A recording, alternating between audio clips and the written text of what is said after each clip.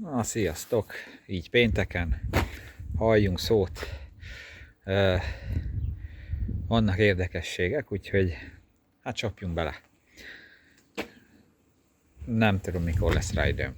Az a két motor alkatrészre vár, azt fél éve itt hagyták. Intruder, két szerelő elvérzett rajta, nem annyira közelről jött.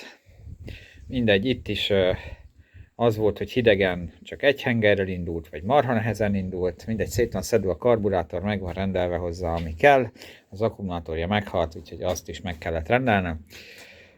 Ez volt itt novemberben, aki követi az oldalamat, az láthatta, hogy ugye itt a vezetékeket kellett megkendácsolni, amit hát sikerült is igazából, működött rajta minden, meg működik is.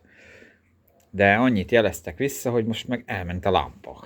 Nincs lámpa. Innen úgy vitték el, itt megmutatta, működött, villogott, dudát, világított, minden jó volt, viszont otthon elment róla a lámpa.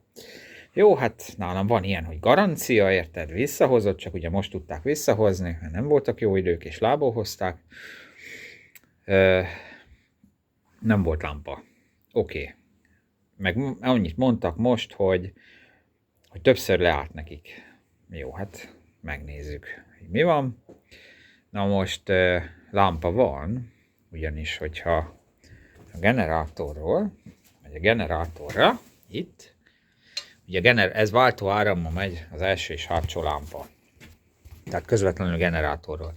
Most, hogyha ez a csatlakozó generátorról kap áramot, akkor kell, hogy világítson a lámpa. Na most nézzük meg, hogyha most a generátort megkerülve, vagy a motort nem lehet beindítani, de majd erre mindjárt átérek. Adunk áramot az akkumulátorról a generátorra, akkor látható, hogy van lámpa, irányváltó fény is, minden. Hátul is van. Tehát lámpa van. Viszont az a gyanúm, hogy a generátorról nem jön fel feszültség. Na most azért mondom, hogy az a gyanúm, mert ez a motor, tegnap, ahogy ide beállítottam, akkor megjött lábon, ez azóta nem indul el. Kicseréltem benne gyertyát, ugyan szikra volt, de kicseréltem a gyertyát, mert van olyan, hogy az NGK gyertya, az kint szikrázik, bent a hengerben meg nem. Kicseréltem a gyertyát. Ugyanúgy nem indult. Fújtam a légszűrőházba egy kis hidegindító sprét, hogy legalább beröffene, akkor ki tudjuk zárni, hogy elektromos gond, akkor ugye a karburátor elindult. Na most nem csinál semmit.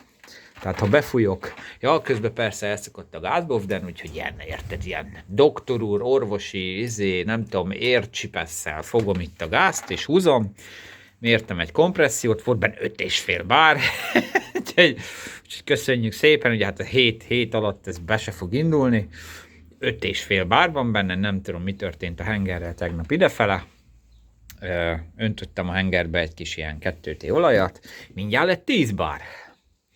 Tehát a henger elkopott, nem tudom, hogy miért, olaj van a benzinben, az látszik itt a kipufogó alatt, itt tiszta olaj minden, úgyhogy jelenleg föladjuk rá így az utolsó kenetet, és szevasz tavasz, nem tudom, mi lesz belőle, mit dönt a tulajdonos. Lámpa van, de lehet, hogy a generátor meghal, de még nem tudom beindítani, addig azt sem tudom megnézni, mert lehet, hogy onnan nem jön fel az áram, mert ha így direkt adok 12 voltot, akkor megy.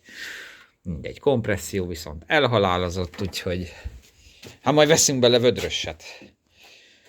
Ugye erről volt szó, azokról is nézzük meg, mi van az első műhelyben. No. Itt meg ilyen szépségek vannak, nem ilyen derbi szendák, ilyen főnök. Nagyon főnök. Nagyon szép gép. Egy kis általános szervizre jött.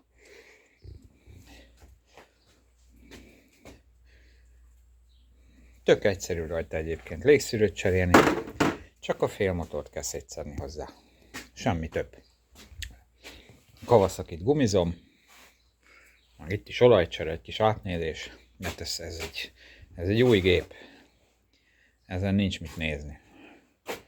ez a ninja. Marha jó néz ki. Tehát tényleg ninja. Úgyhogy ez is gumizódik. Az is ottan. Ez a legfontosabb. Úgyhogy itt erre, mikor ezt így megláttam, hogy ezt így kell szétszedni, gyorsan bontottam egy vészhelyzeti csokit, mert én ezt már idegekkel nem bírom. Az a szenda az engem lefárasztott. Na, úgyhogy köszönöm a figyelmet, jó hétvégét kívánok mindenkinek, sziasztok!